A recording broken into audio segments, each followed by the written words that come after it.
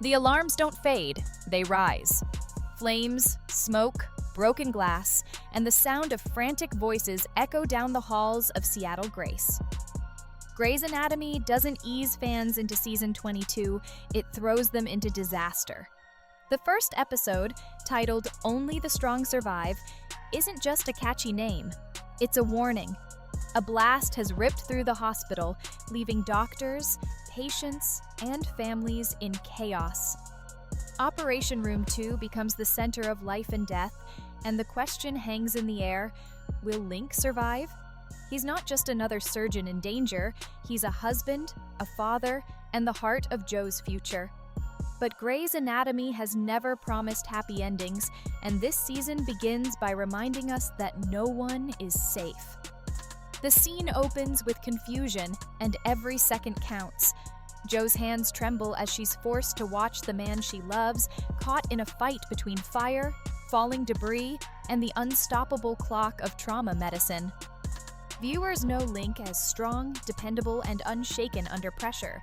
But here, he is a patient, and the line between healer and victim vanishes. Joe's story could turn from a marriage built on hope to a season haunted by recovery and loss, and Grey's Anatomy makes sure fans feel that uncertainty right away.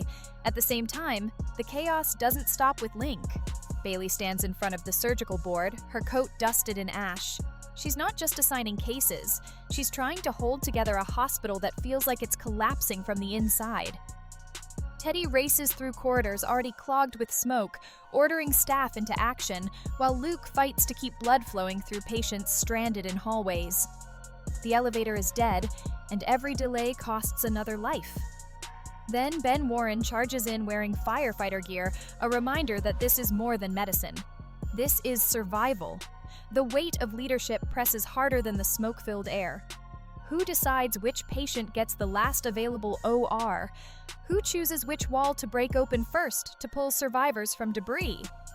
And in the middle of that storm, the chain of command begins to fracture. Doctors argue, priorities clash, and the foundation of Seattle Grace itself feels unsteady. Grey's Anatomy has always thrived on tension, but this isn't just about personal drama. It's about the survival of the hospital and everyone inside it. And then comes Meredith Grey. She isn't supposed to be here, not as staff, not as a surgeon tied to Seattle Grace anymore. But rules have never stopped her before. When walls crack and lives hang in the balance, Meredith is the one who steps forward, scalpel in hand, ready to do what others won't. Her return feels less like a cameo and more like a challenge.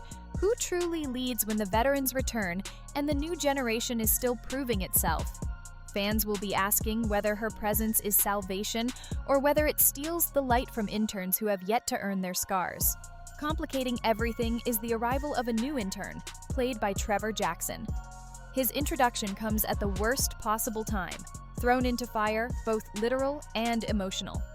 Lucas and Simon, already walking a fragile line in their romance, find themselves tested as Jackson's character disrupts the balance. It's a reminder that disaster doesn't just destroy buildings, it shatters relationships, friendships, and the fragile trust among colleagues. What makes this premiere powerful is not just the explosion, but the aftermath. Grey's Anatomy doesn't give viewers the luxury of detachment. We're forced to feel the dust in our lungs, the weight of impossible choices, and the ache of watching familiar faces pushed to their breaking point. Showrunner Maginus has already teased that this season will not be about the blast itself, but about how every scar, physical and emotional, reshapes the hospital. Reconstructive surgery, trauma counseling, and new leadership battles will define the episodes ahead. The opening hour sets the stage for a war not just against flames and rubble, but against fear, guilt, and grief. The blast does not stay contained. What begins in Operation Room 2 quickly spreads like a ripple across the hospital. The fire alarms scream, water rains down from the sprinklers, and a place once meant to save lives becomes a battlefield of broken walls, collapsed ceilings, and cries for help. But even in the smoke, it is not the physical destruction alone that threatens Seattle Grace, it's the decisions made in those moments of fear, anger, and desperation. Link's fate remains uncertain. He lies at the center of this storm, and Jo is pulled between being a surgeon and being a wife. Her colleagues try to remind her of the golden rule: you can't treat the one you love. But in Grey's Anatomy, that line has always been blurry. Jo fights against her own shaking hands, torn between protocol and instinct. If she steps in, she risks her career, her credibility, and maybe even her patient's life. If she steps back, she risks losing Link forever. Fans are forced to sit with her in that impossible choice, watching the seconds bleed away. Meanwhile, Bailey's shoulders sag under the weight of leadership. She has always been the compass of the hospital, the voice of reason when chaos reigns, but now even she seems shaken. With the board scorched, patient names written hastily in ash and marker, she stares at a list that only grows longer with every passing minute. Who will live and who will die? Her duty is to decide, but Bailey is also human, and this time every choice cuts deeper than the last. The ashes streaked across her coat aren't just from fire, they are from the burden of command. Teddy, relentless and unyielding, charges through the corridors like a soldier at war. She barks orders at nurses, pushes stretchers past barricades, and refuses to accept defeat. But inside her eyes, there is something darker: fear. Grey's Anatomy has shown Teddy in surgery rooms and love triangles, but this season reveals a Teddy tested by disaster itself. Her strength becomes a mask she cannot afford to drop, because if she falters, the younger doctors will collapse with her. Luke, fresh-faced yet already carrying too much, becomes a symbol of the new generation under fire. His hands are steady as he pushes blood into failing veins, his voice calm as he guides patients through pain. But inside, doubt gnaws at him. The elevator outage turns every hallway into a waiting room of despair, and Luke is forced to improvise, transforming a sterile corridor into a makeshift ICU. It's a trial by fire, the kind Grey's Anatomy has always demanded from its interns, but this time, the stakes feel higher. Lucas doesn't just need to prove he belongs, he needs to prove he can lead. And then there is Ben Warren. His presence in firefighter gear is a reminder that the Grey's universe is larger than one hospital. He bridges two worlds, medicine and rescue, and in this crisis, that duality becomes vital. Ben pulls survivors from rubble, delivers them into surgeons' hands, then charges back into the smoke.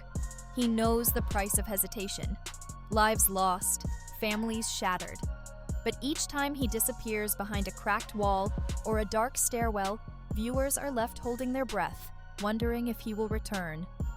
The blast also brings ghosts to the surface. Meredith Grey, standing in the ruins of a hospital she has bled for, cannot help but see echoes of her past. The collapsed ceilings remind her of the shooting, of the plane crash, of Derek's death. Every scar of Seattle Grace seems to resurface in this one night. Yet even with her history, Meredith does not retreat. She steps forward, scalpel in hand, ready to reclaim her role as savior. But her presence raises questions that cut deeper than any surgical blade. Is she here to heal or to dominate? Does her return inspire the new interns or suffocate them under her shadow? Fans must wrestle with the uncomfortable possibility that Meredith's greatest flaw is not her absence, but her inability to let go. The new intern, Trevor Jackson's character, is not welcomed with handshakes and introductions. His first hours are marked by screams, blood, and failure. The hospital does not have time for his mistakes, and yet his mistakes come anyway. A miscalculated dosage, a delayed reaction, a hesitation at the wrong second, all of it feeds the tension. But Grey's Anatomy has never been about perfect interns. It's about broken ones who either rise or collapse. And with Lucas and Simon's relationship already teetering, Jackson's arrival lights the match that could burn it down. What makes this episode a true test is not just survival of the body, but survival of the soul. Grey's Anatomy has always known that trauma doesn't end when the fire is out. It lingers, gnaws, and transforms. The premiere lays down the blueprint for a season built on aftermath. Reconstructive surgery, yes, but also reconstructive lives. Jo may face months of holding Link's hand in recovery instead of standing beside him in the OR. Bailey may question whether her choices saved lives or cost them. Teddy may discover that her mask of strength has cracks too deep to ignore. Luke may bear scars not on his body, but on his confidence. And Meredith, always Meredith, may discover that stepping back into this world comes at the cost of letting the next generation step forward. The showrunner's words ring true. We don't just watch the disaster, we live in the aftermath. This is not a single night story. It is a season-defining event where every fracture in the walls of Seattle Grace mirrors a fracture in its people. Fans are not only asked whether Link will survive, but what survival even means. Is survival walking out of Operation Room 2 alive?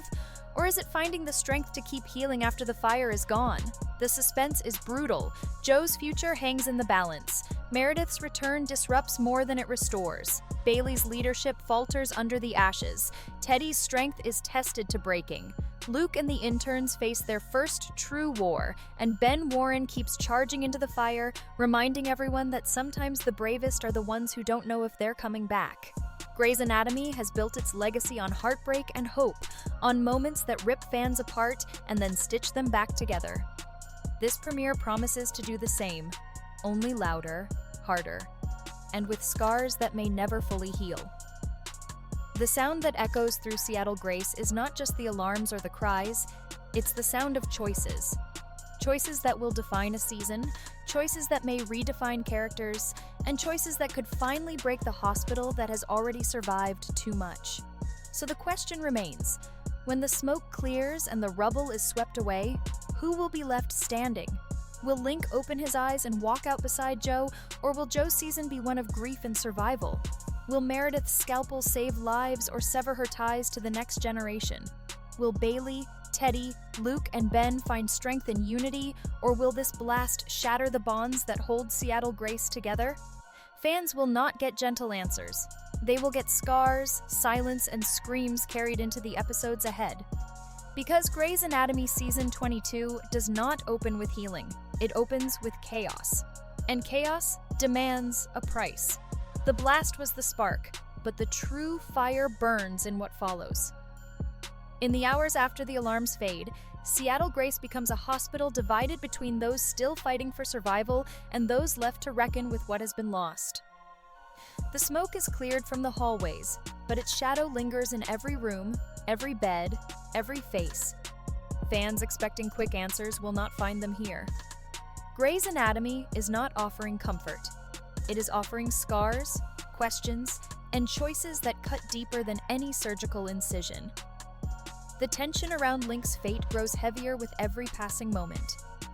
He is the cliffhanger that hangs over both Joe's heart and the audience's patience. The surgeons fight against broken machines, ruptured walls, and failing bodies, but the hardest fight is the one against time. For Joe, every second feels like a coin toss between life and loss. She is asked to stand back, but her eyes never leave him. Her story, which once promised a future of family, is rewritten in fire and blood. Will her marriage become a tale of resilience or of heartbreak? Grey's Anatomy thrives on putting love under pressure, and this season wastes no time tightening that grip.